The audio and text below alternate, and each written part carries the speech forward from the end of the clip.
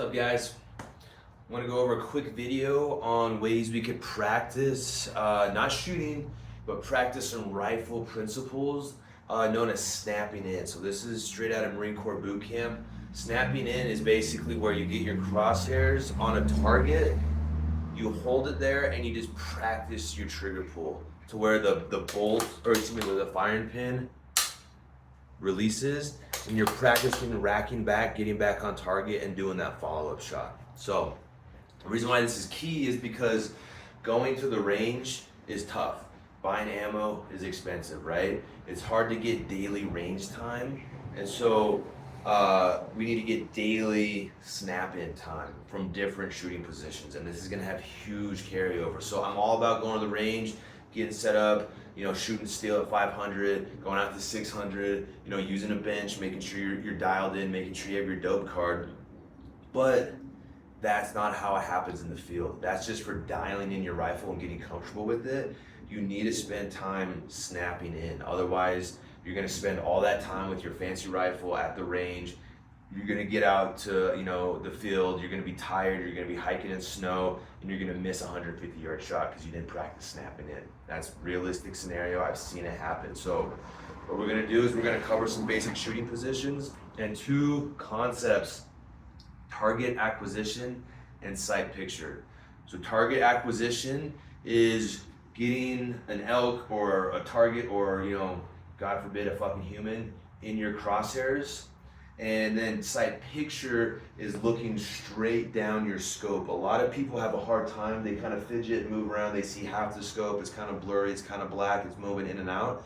That's because you're not looking directly down the scope. When you look directly down the scope, you'll see a perfect black ring and a full sight picture. So before we get sight picture, we need to acquire our target. So that's what we're going to be doing. What I want you guys to do in your house, in your garage, in your backyard, whatever, you're gonna take your zoom all the way down, and then you're gonna come over, if your scope has it, the parallax adjustment, you're gonna take that all the way to 0. That way it doesn't get super blurry. And what you're gonna be doing, just like we're hiking, I want you either to have your rifle at the ready or slung on the sling.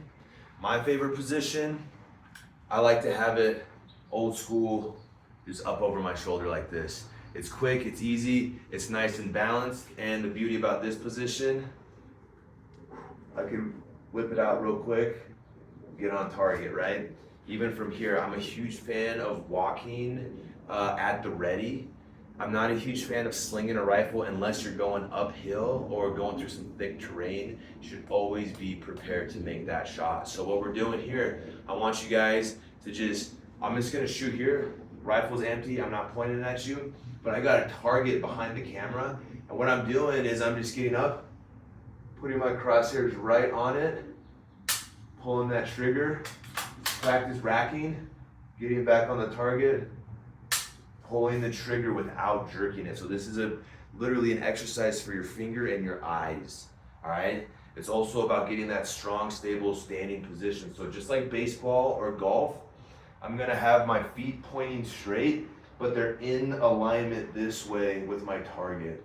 So just like I was up to bat, like here, or I'm swinging with my golf club, you're gonna be standing, feet are facing 90 degrees from my target, elbows tucked, just like a kettlebell rack position. So if I clean a kettlebell, boom, get it up to this rack position, I'm not flaring my elbows, right? I'm keeping it in tight. That allows a vertical elbow, and then I keep it tucked on my ribs.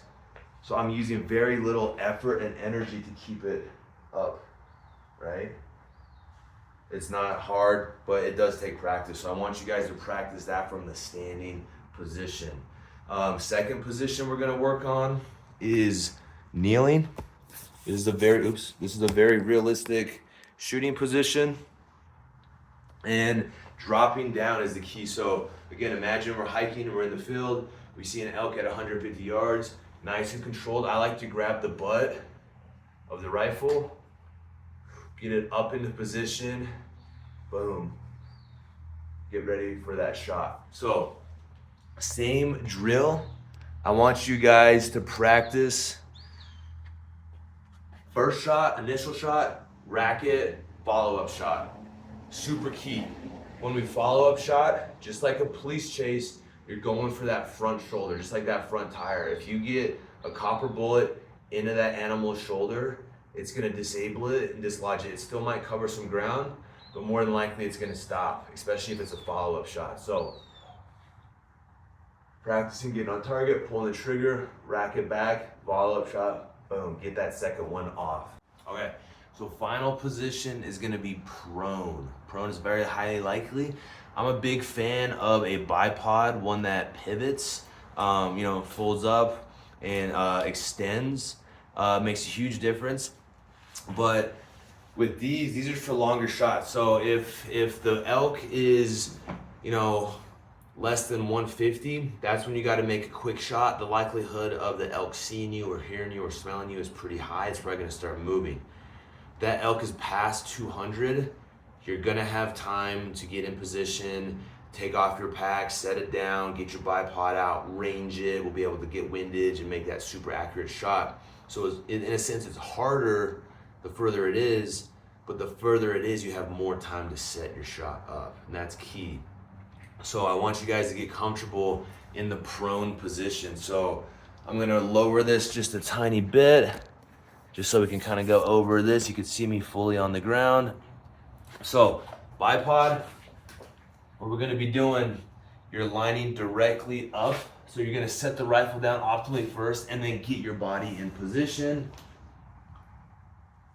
What I like to do is I like to fold my right leg over my left, but it's okay to have your legs sprawled out, whatever's most comfortable. Just like what we always do, you're gonna line this up first. And what I do before I get in, I make sure I'm oriented on my target. So I don't just like lay down and then have to shift. Lay down and then move your body to get in alignment before you look through that crosshair and get sight picture. So lining up your body and position before looking through the scope is key. So many people get down and they're like, oh shit, let me adjust. It's like, make sure you're set up first before you look through that scope.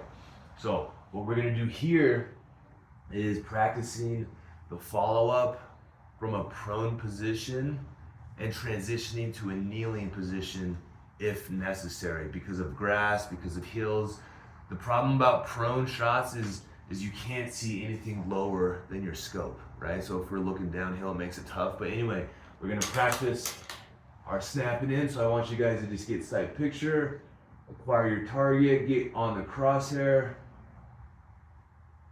Boom, really practice a smooth trigger pull. As soon as you pull that trigger, rack it back. And then what we're gonna do is we're gonna practice transitioning to the kneeling position. So you're gonna set the rifle down, still keep control of it, move up. Boom, so let's say it's running. The problem about the prone position is if that animal is running, it's really hard for me to like move, right? I can only move so much with that barrel. So you have to get into that kneeling position so I could track the animal, right? So let me show you from the front. If my rifle is set up, I don't have much deflection, all right? I don't have a very good window of shooting. So I have to come up, that way I can track that animal as I move. So that initial shot is key.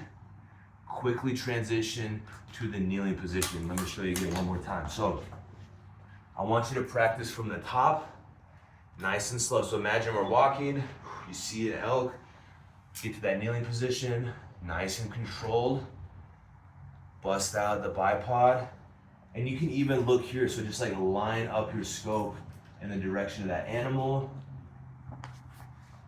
nice and smooth, get in position, safety off, sight picture, acquire your target, make that shot, rack it back instantly, look above, look off the scope to see what the animal is doing.